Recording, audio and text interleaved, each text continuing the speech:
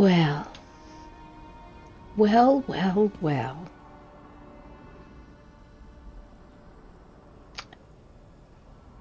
As my friend Stretch says, well. And as I say, that's a deep subject. Well, here we are. And guess what? You got it. This is Flower Child 567. And we are at Friday. It's Friday, TGIF. And thank God it's Friday, right? We all love Fridays. I love Fridays. I don't know about you, but I really do love Fridays. And of course, as you know, Friday is all about the Tamriel Storyteller Hour. So we're going to continue forward. I've been reading the 36 lessons of Vivec, and we're at lesson 28. So you can see we might be on the home stretch. Who knows? Maybe today we finish it. I don't know. I'll have to just find out. I'll just have to find out and see. So first of all, I just want to say thank you to my viewers. I am going to brag for a moment, if I may. And then we'll start this episode. You know, on Wednesdays, my friend Stretch and I, we do the Gold Road Wood Elf Roleplay Theater. It's 2 hours every Wednesday afternoon for North America, 1 p.m. Pacific. And this last one, we've had like 7,600, that's 7,600 plus viewers. So we're just tickled pink, really, just absolutely tickled pink. So a huge thank you goes out to all the viewers. And you know, my anniversary, the stream anniversary, is coming up in October. And I'm going to do a special event, I think.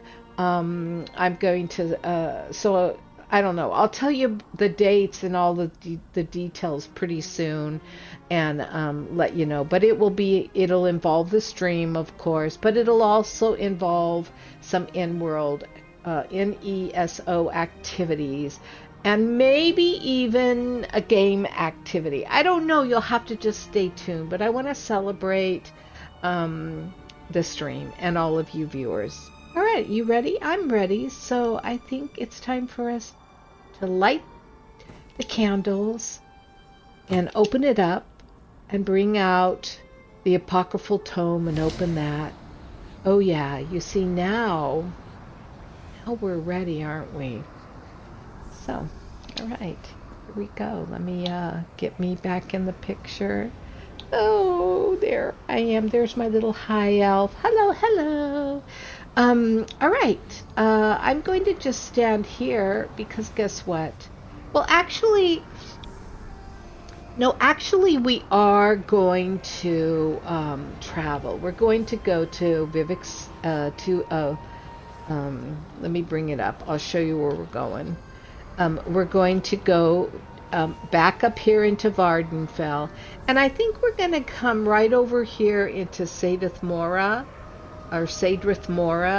the little village there, and probably go up into this area a little bit. We haven't been up in there, and it's pretty landscape, but that's where we'll head when I open up. Not right now, but that's where we'll head. So let's get ready for that travel, okay?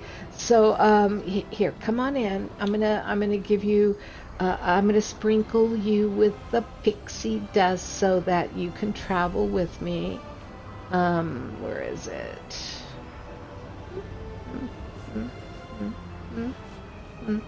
Oh, you know what? Guess what I did? There it is, glimmer dust. Here we go. Blink.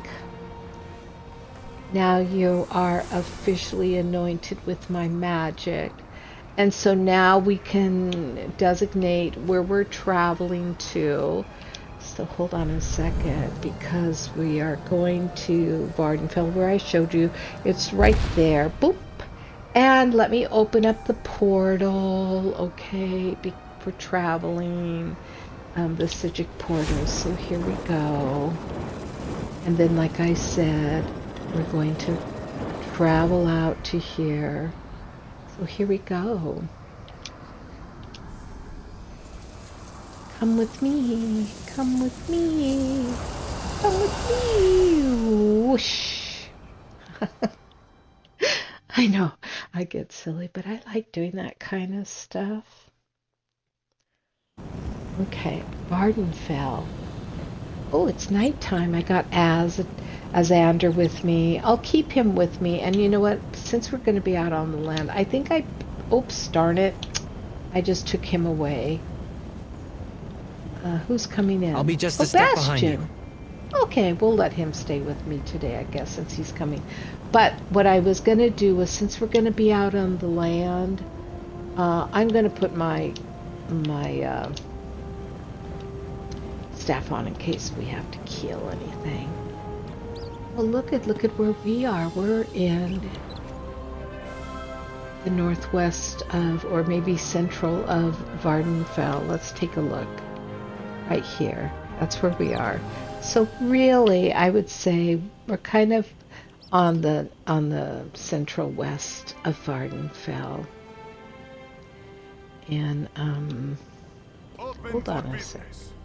This is the direction we're going to want to head in when we start moving. But for now, let's go up here and go into, is this it? Is this the council room? Well, it's Telnaga. We'll go in here and just be part of this environment, because it is pretty cool looking where we're at. And I'll come around back here, find a seat maybe. Is there a seat?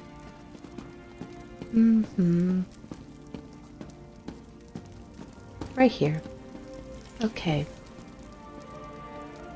Now, I do have a lore book that I can open up, so we're going to go into our library.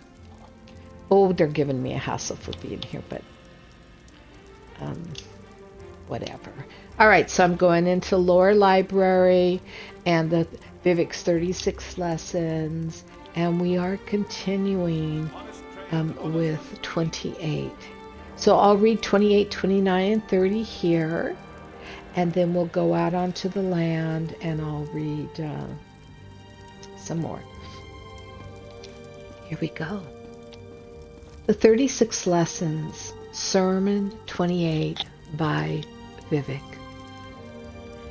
Then Vivec left Seth to look after the dome-head demon and went back to the space that was not a space from the provisional house. He looked into the middle world to find the fifth monster, called the Ruddy Man. When the Drays ruled the world, the Daedroth prince Molag Bal had been their chief. He took a different shape then, spiny and armored, and made for the sea. Vivec, in giving birth to the many spawn of his marriage, had dropped an old image of Molag Bal into the world, a dead carapace of memory. It would not have been a monster if Valathi child had not wanted to impress his village by wearing it. The Ruddy Man of the 8 monsters was the least complicated. He made those who wore him into mighty killers and nothing more. He existed in the physical. Only geography makes him special. When Vivec found him near the boys' village, Anon-Nissus, there was a violent clash of arms and an upheaval of the earth. Their battle created the West Gash. Wanderers that still go there hear still the sounds of it. Soared across the crust, the grunt of God, the snapping of his monster child's splintered legs. After his victory, Vivec took the shell of the ruddy man to the Drays that had modified his mother. The Queen of Drays, whose name is not easy to spell, was in a period of self-incubation. Her wardens took the gift from Vivec and promised to guard it from the surface world. This is the first account of Drays being liars. In 10 years, the ruddy man appeared again, this time near Ter, worn by a wayward shaman who followed the House of Troubles. Instead of guarding it, the Drays had imbued the living armor with mythic inflexibility. It molted soon after skill draping the shaman and stretched his bones to the 5 corners. When Vivec met the monster in battle again, he saw the remains of 3 villages dripping from his feet. He took on his giant form and slew the ruddy man by way of the symbolic collage. Since he no longer trusted the Altmere of the sea, Vivec gave the carapace of the monster to the devout and loyal mystics of the Number Room. He told them, "You may make of the ruddy man a philosopher's armor." The mystics began by wrapping one of their sages in the shells, a series of flourishes by 2 supranumerates, one hormonally tall and the other just under his arms. They ran around the carapace and through each other, applying holy resin drawn from the carcasses of the now useless number between the 12 and 13. Golden straws were quickly stuck through the mythic epidermal so the sage could breathe. After the ceremonial etchings were drawn into hardening resin, long lists of dead names and equations whose solutions were to be found in the mouth of the chimer inside, there came the illuminations inscribed by the bright, terrible fingernail of Vivec, and from the nail's tip flowed a searing liquid, filling the grooves of the ceremonial etchings. They bled out to form veined patterns about the sage shell that theologians would decipher forever after. The ending of the words is Alm Savi. It's interesting. No charge to have a look. There's no charge to have a look, she says. I'm going to continue right here with Sermon 29 by Vivec. The scripture of the numbers. 1.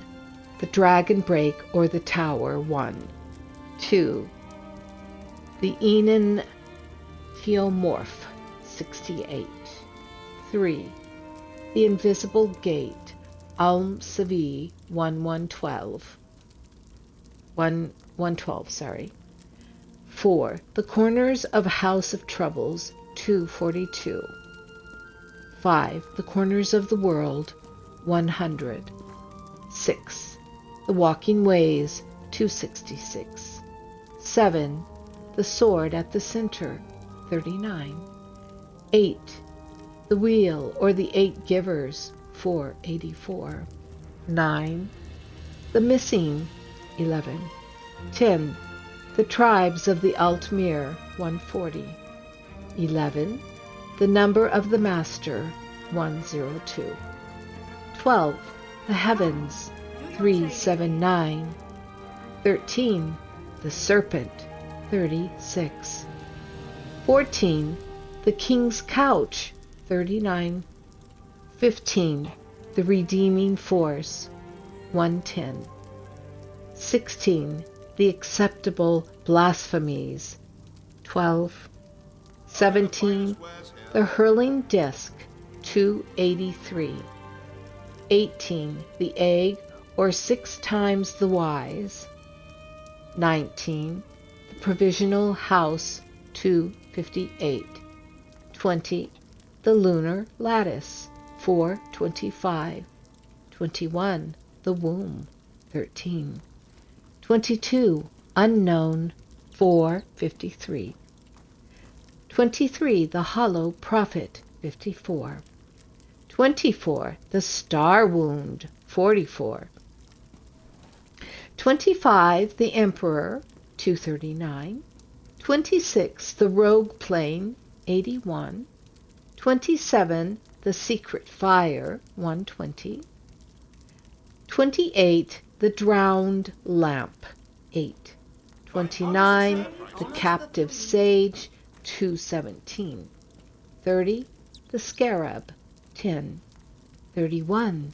The listening frame, 473. 32. The false call, 7. 33. The anticipations, 234. 34. The lawless grammar, 2. 35. The prison shirt, 191. 36. The hours, 364. The presence of deaf witness. This is what the numbers are. They hang onto the Arubis as the last nostalgia of their godhood. The effigies of numbers are their current applications. This is folly. As above, to be affixed to a symbol is too certain. And the ending of the words is Savi. Gosh, I felt like I was playing Tamriel Bingo. That'd be kind of fun. Okay. I haven't a clue what that's about, what that one was about. So I'm so sorry. I have no insights at all. So we're going to continue right now with Sermon 30 by Vivec. Then Vivec left the mystics of the number room and went back to the space that was not a space.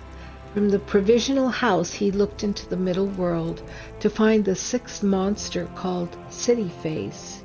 He was vexed when he could not find it, and went back to the morning hold in secret anger, killing a mystic that asked about higher order. Nerevar the Hortator witnessed this and said, "Why do this, my lord? The mystics look to you for guidance. They work to make your temple better stoned." Vivec said, "No one knows what I am." The Hortator nodded and went back to his studies. Here is how City Face hid from his monster father. It had been born named as Hanot, a bare urge of power, an esoteric wind nerve tuned to the frequency of huddled masses. It found root in villages and multiplied, finding in the minds of the settled a Veld astrology, the star charts of culture, and this resonance made its head swim. Hanot moved sideways into the adjacent place, growing and unbeknownst. Above the vocal, it trembled with new emotions, immortal ones, absorbing more than the 30 known to exist in the middle world. When Hanot became gravely homesick, the grabbers took it. A grabber said, "New emotions to the lonely occur only of madness. This thing is gone. It is ours now." Grabbers had never made a city of their own, and their glimpse of Vivec's, which shone with holiness through all the spheres, had taken their attention. Under this reason did the issue of Vex slide into our realm, drawn by our coveting, hidden in loss. We shall build our tower hope upon its face. Now, many years had passed in Raisdinia, and the high priests of the Dwemer were building something alike as Vivec, and alike as the new Ha-note of the Grabbers. The Hortator was engaged with an army of theirs that had become too brave, talking foolish words, and Nerevar helped destroy them with the help of the orphan Legion of Ahim. When he went to give trophy to Vivec, he saw his lord under attack by the city face. The monster was saying this: "Here we are to replace your city, Vec and Vec. We are from the place of the more than known emotions, and our citizenry has died from it. 2 things we came for, but can stay for only 1. Either we ask you to correct our error of culture, or merely take yours by dint of force. The second is easiest, we think." Vivec sighed. "You would replace my direction," he said. "I weary of this, though I wanted to kill you an age before. Resdania is fallen ill, and I have no time for one more imaginary analogy of an unknown incident. Here, take this." At which he touched the tower hope of the city face and corrected the error of the Grabbers. "And this." At which he stabbed the heart of the city face with the ethos knife, which is to say, Ret ai alt adun. The short blade of proper commerce. The ending of the words is Almsvi. Okay. Now, for 39, we're going to go out on the landscape. So, let's go. Let's see, how do I get out of here? Where's the door? Is it over here? Maybe the restrictions in Mournhold will ease now that the temple is safe again. Perhaps. There is a little site I want to show you, so we'll begin to make our way toward it. But first we'll come down here. That's the council house right there. Oh, someone's sick. You know, there's all these cages with Argonians and Khajiits. And they're dying or they're ill. It's kind of sad to see that. Come with me. Come with me. Look at what you suppose that is in the background. That big volcanic mountain. Do you suppose that's the Red Mountain? I don't know myself. Okay, we're going to go over here. And I'm going to cross onto a smaller area and then read you the next lesson.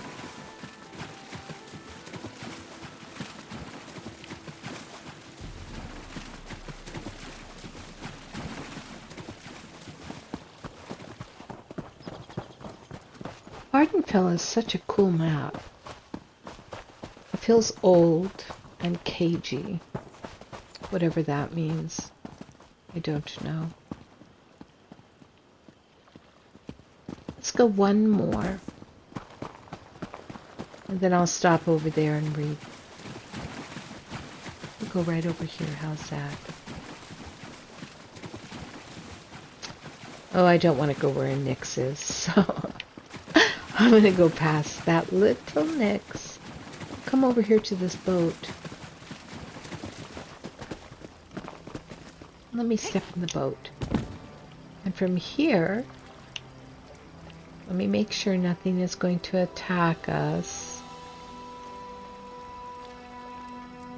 Alright, here we go. Let's look upon that, shall we? Alright, now I'm going to read to us Lesson, what is it? 31.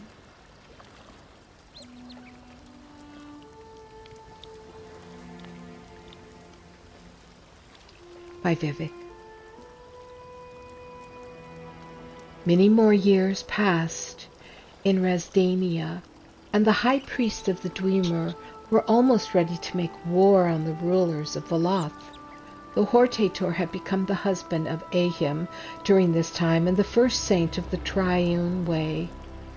Vivec had tired of fighting his sons and daughters, and so took a respite from trying to find them. The Hortator said to his wife, "Where is Vivec, my teacher? I love him still, though he grows cold. His lamentations, if I may call them that, have changed the skin of the whole country. He is hardly to be found anywhere in Veloth of late. The people grow dark because of it." And Ahim took mercy on her troubled husband, and told him that the sword of the Triune had been fighting minor monsters, stirred up by the Dwemer, as they worked on their brass siege machines. She took the Hortator inside her, and showed him where his master was. Almsevi, or at least that aspect had chose to be Vivec, sat in the litany hall of the false-thinking temple after his battle with the flute and pipe ogres of the West Gash. He began writing again in his Book of Hours. He had to put on his water face first, the way he could separate the bronze of old temple from the blue of the new, and write with happiness. Second, he had to take another feather from the big moon, further rendering it dead. That way he could write about mortals with truth. Third, he recalled the pomegranate banquet, where he was forced to marry to Moloch Baal, with wet scriptures to cement his likeness as Mephala, and write with black hands. He wrote, "The last time I heard his voice, showing the slightest sign of impatience, I learned to control myself and submit to the will of others. Afterwards I dared to take on the sacred fire and realized there was no equilibrium with the 8 Ada. They were liars, lost roots, and the most I can do is to be an interpreter into the rational. Even that fails the needs of the people. I sit on the mercy seat and pass judgment, the waking state, and the phase aspect of the innate urge. Only here can I doubt in this book, written in water, broadened to include evil." Then Vivec threw his ink on the passage to cover it up for the lay reader, and wrote instead, "Find me in the blackened paper, unarmored in final scenery.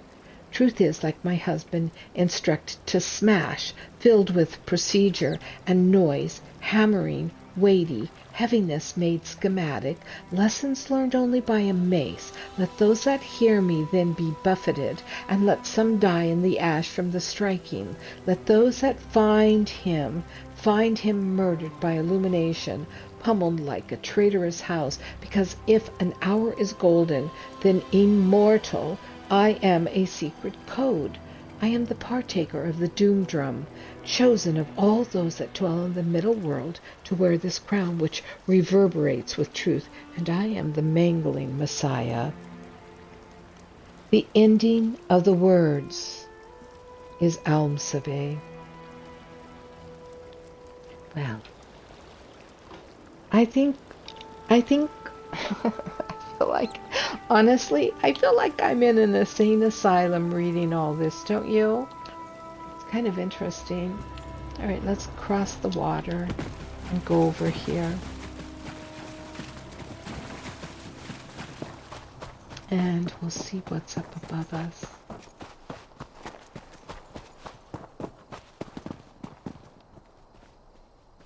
Okay. It's a pretty landscape. Oh, that's nice, right there. Okay. Here we go. Continuing with Sermon 32. The scripture of the mace first.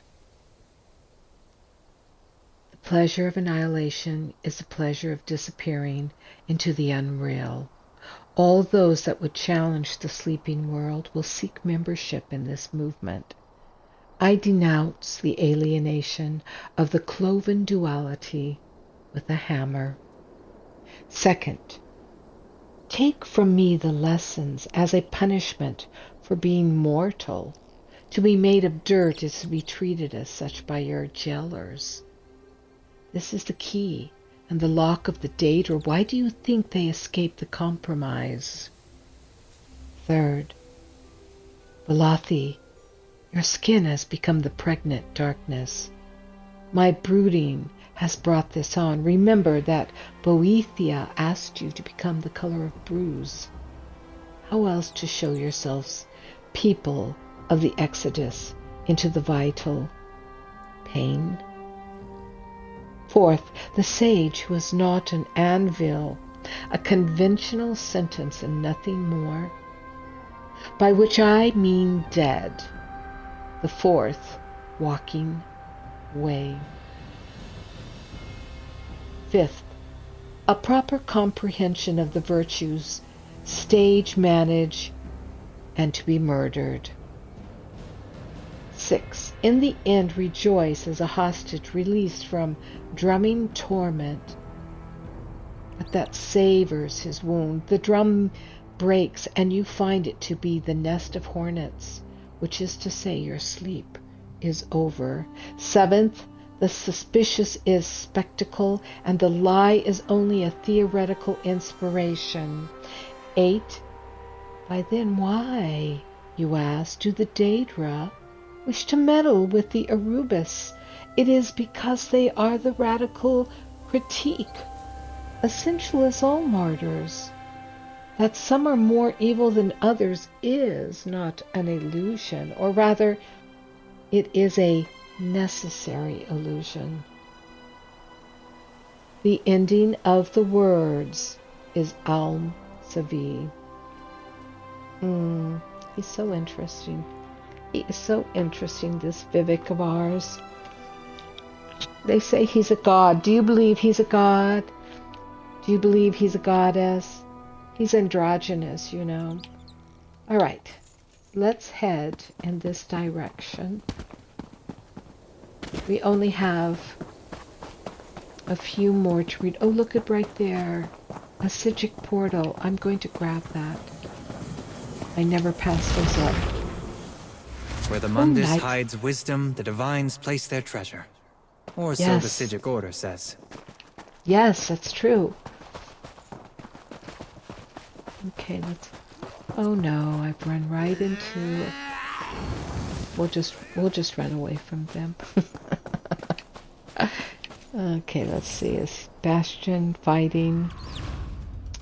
Alright, so since Bastion is fighting, we'll just come right here. And we'll just be right here. How's that?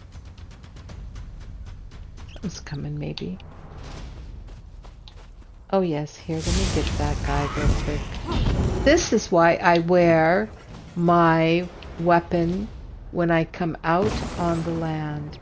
Alright, I want to look right here at this gate, but I want to get in front of Bastion. We're almost to the location where I want to end in today. Alright, here we go. This is 33 by Vivec. Then Vivec left the litany hall of the false thinking temple, where he had brooded for so long, creating the scripture of the pounding light, and went back to the space that was not a space. From the provisional house he looked into the middle world to find the seventh monster called Lyrock. Lyrock was born of Vivec's second aperture and was thrown out of the pomegranate banquet by a member of the Sweeps, another forgotten guild. The sweep did not take it for the monster that it was, and so he did not expect it to fly from his hand and into the heavens. I am born of golden wisdom and powers that should have forever been unalike. With this nature I am invited into the heaven that is hidden. By which he meant the scaled blanket made of knot stars, whose number is 13. Lyrock became full of foolishness, haggling with the void ghost, who hides in the religions of all men. The void ghost said, "Stay with me a full 100 years, and I will give you a power that no divinity will dare disobey." But before the 100 years was up, Vivec was already looking for Lyrock and found him. "Stupid stone," Vivec said. "To hide in the scaled blanket is to make a mark on nothing. His bargains are only for ruling kings." So Vivec sent the Hortator to the heavens to shave Lyrock asunder by the named axe. Nerevar made peace with the South Pole star of thieving, and the North Pole star of warriors, and the third pole star which existed only in the ether, which was governed by the apprentice of Magnus the sun. They gave him leave to wander among their charges, and gave him red sight by which to find Lyrock in the hidden heaven. By chance, Nereval met the void ghost first, who told him that he was in the wrong place, to which the Hortator said, "Me or you?" And the void ghost said, "Both." This sermon does not tell what else was said between these masters. Lyrock, however, said the confusion to launch his own attack on the city god Vivec. He was hastened by all three of the black guardians, who wanted him swiftly gone, though they meant no hostility to the lord of the middle air. The citizenry of Vivec screamed as they saw a shooting star come down out of the sky hole like a toll road of hell. But Vivec merely raised his hand and froze Lyrock just above the city, and then he pierced the monster with Muatra. Now the practice of piercing the second aperture is now forbidden. When Nerevar returned, he saw the frozen comet above his lord's city. He asked whether or not Vivec wanted it removed. "It would have done so if I wanted, silly Hortator.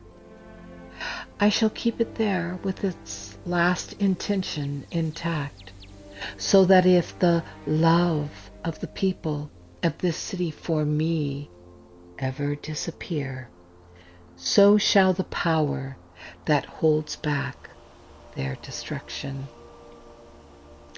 Nerevar said, "Love is under you, your will only."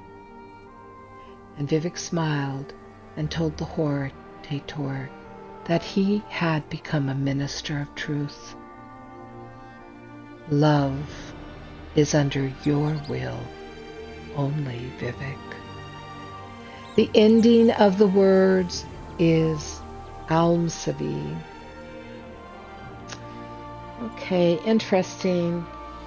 We only have 2 more sermons to read, so I want to take us up here now to my final location.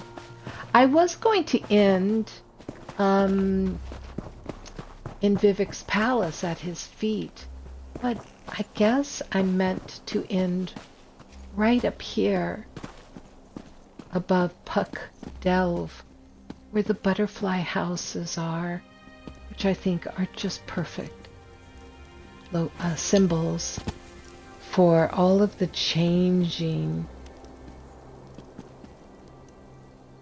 of life that we hear and read about in the 36 lessons of Vivec. Okay, here we go. So now it's 34.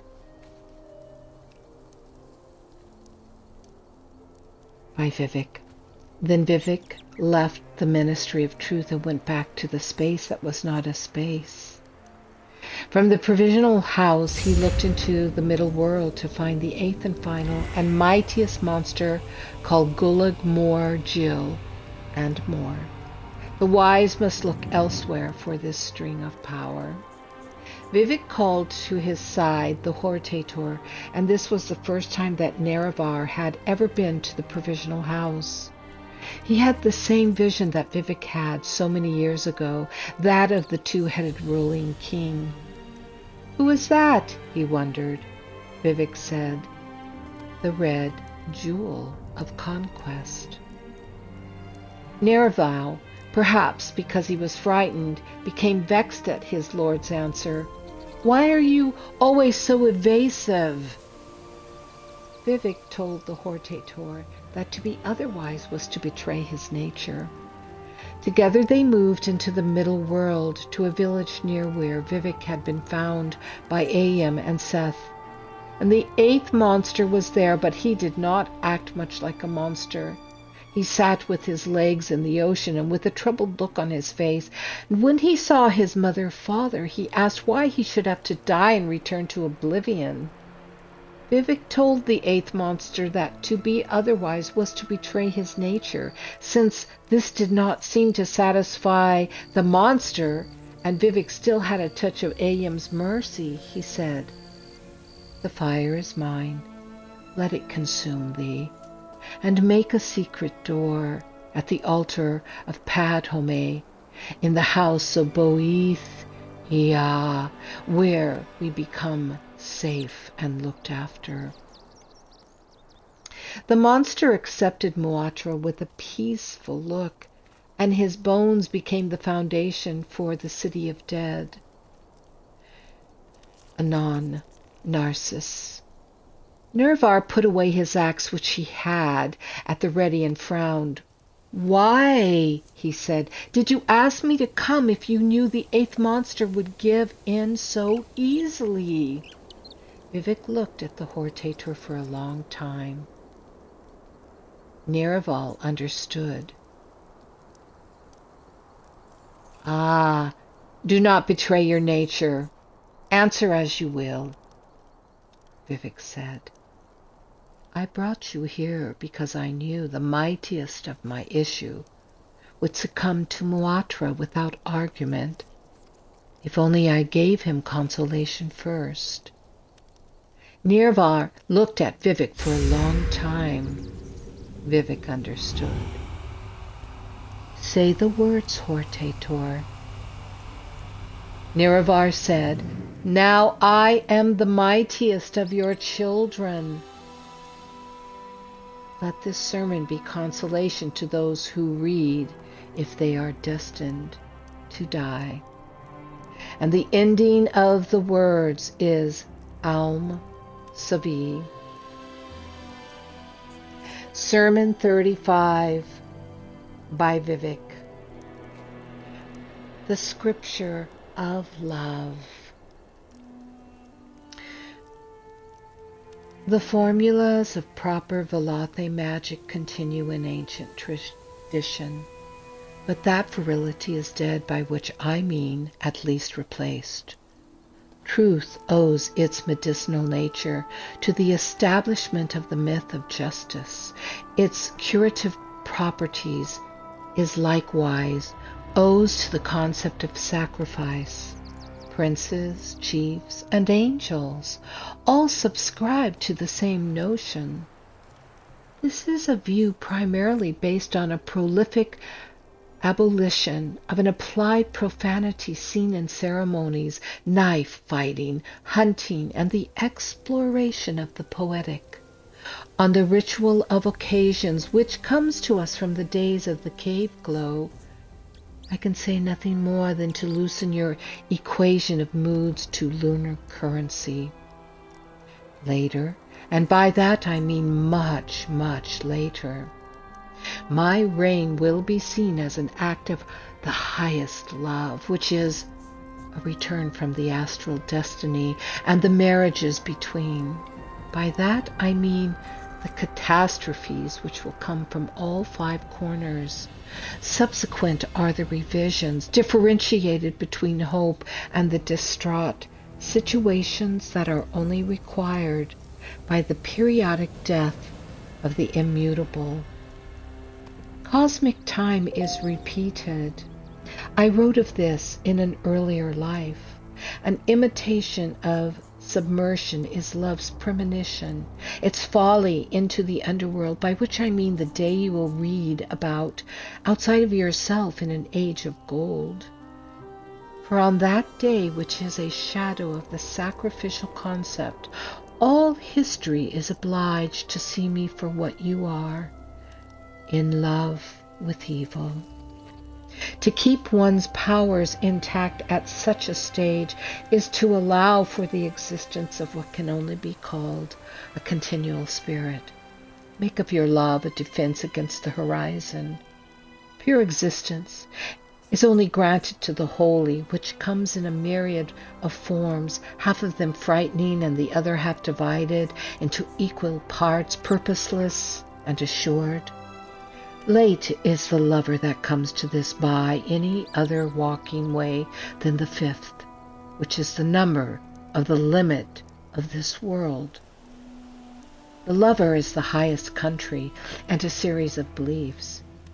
He is the sacred city bereft of a double. The uncultivated land of monsters is the rule. This is clearly attested by Anu and his double, which love knows never really happened. Similarly, all the other symbols of absolute reality are ancient ideas, ready for their graves, or at least the essence of such. This scripture is directly ordered by the codes of Mephala, the origin of sex and murder, defeated only by those who take up those ideas without my intervention. The religious elite is not a tendency or a correlation. They are dogma, complemented by the influence of the untrustworthy sea and the governance of the stars, dominated at the center by the sword, which is nothing without a victim to cleave unto.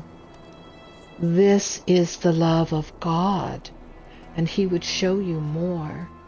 Predatory, but at the same time instrumental to the will of critical harvest, a scenario by which one becomes as he is, of male and female, the magic hermaphrodite. Mark the norms of violence, and it barely registers, suspended as it is by treaties written between the original spirits. This should be seen as an opportunity and in no way tedious, though some will give up, for it is easier to kiss the lover than become one. The lower regions crawl with these souls, caves of shallow treasures, meeting in places to testify by way of extension, when love is only satisfied by considerable, incalculable effort. The ending of the words is Aum Sabi. And my friends, now we come to our final sermon, lesson 36. I'm going to gaze out upon the landscape, I suppose, once more as I read to you the final sermon 36 by Vivec, which is the book of Book 36 of a series of words of wisdom relating to Vivec. Note: reading the first letter of each paragraph forms a hidden message. And that message I'll leave to you to figure out. So, I will pause in between each paragraph for a count of 3. For these were the days of Resdania, when Chimer and Dwemer lived under the wise and benevolent rule of the Alpsavi, and their champion, the Hortator, through the Dwemer, had become foolish and challenged their masters.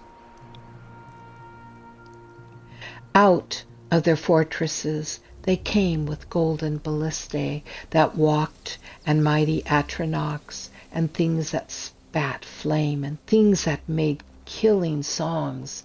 And their king was Dumak, dwarf orc, but their high priest was Kagranach the Blighter. Under mountains and over them the war with the Dwemer was raged, and then came the northern men to help Kagranach, and they brought Ysmir again. Leading the armies of the Chimer was the slave that would not perish, the Hortator Nerevar, who had traded his axe for the Ethos knife. He slew Dumak, but their high priest was Kagranach the Blighter. And he slew Dumak at Red Mountain and saw the Heartbone for the first time.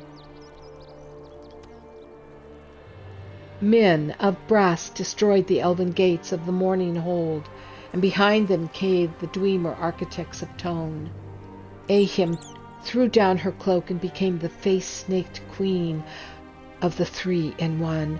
Those that looked upon her were overcome by the meanings of the stars. Under the sea, Seth stirred and brought the army he had been working on in the castles of glass and coral. Clockwork drows, mockeries of the Dwemer war machines, rose up from the seas and took their counterparts back beneath, where they were swallowed forever by the sea. Red Mountain exploded as the Hortator went too far inside, seeking the Sharmat. Dwemery High Priest Kagranach then revealed that which he had built in the image of Vivec. It was a walking star, which burnt the armies of the Triune and destroyed the heartland of Veloth, creating the inner sea. Each of the aspects of the Almsavi then rose up together, combining as one, and showed the world the sixth path. Aim took from the star its fire, Seth took from its mystery, and Vec took from it its feet, which had been constructed before the gift of Moloch Baal, and destroyed in the manner of truth by a great hammering. When the soul of the Dwemer could walk no more, they were removed from this world. Resdania was no more. It had been redeemed of all the inequities of the foolish. The Almsavi drew nets from the beginning place and captured the ash of Red Mountain, which they knew was the blight of the Dwemer, and that would serve only to infect the whole of the middle world, and ate it. Altadun Dwemery. Beginning of the words is Almsavi. I give you this as Vivec. Well, my friends, did anybody get the message? Did anybody get that message? All right, I'll tell you. The message, the secret code or hidden message, is foul murder. Foul murder. this concludes the 36 lessons of Vivec, written by Vivec in the form of sermons shared with the people or with Tamriel. And I hope you have enjoyed these last, 6 weeks of Tamriel Storyteller Hour, because I don't know, maybe it was 5, maybe it was only 4, but it seems like 6 weeks. And I really enjoyed sharing this with you. I've been wanting to read those for a while, and boy, I'll tell you what, I learned a lot about our ESO here, yeah, this is it for today. So thank you for tuning in. Have a wonderful rest of your Friday. Have a great holiday weekend to all of my North American viewers. It's Labor Day. It marks officially the end of the summertime vacation, as next week all schools of all levels are back in session, or pretty close, maybe not universities, I don't know, but we all return now to our normal